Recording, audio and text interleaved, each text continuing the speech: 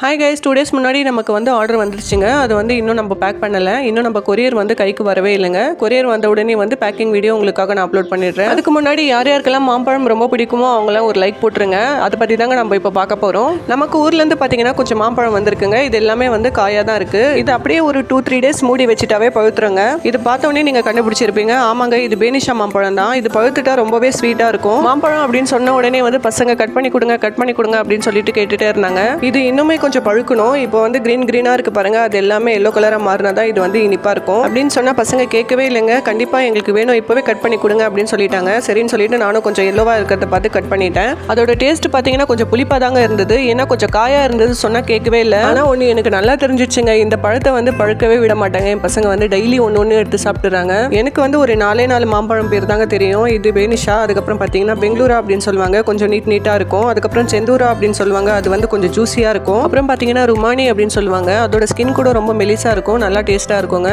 Okay guys, இந்த video உங்களுக்கு பிடிச்சிருக்கும் அப்படின்னு நினைக்கிறேன். மறக்காம சப்ஸ்கிரைப் பண்ணிடுங்க. தேங்க்யூ.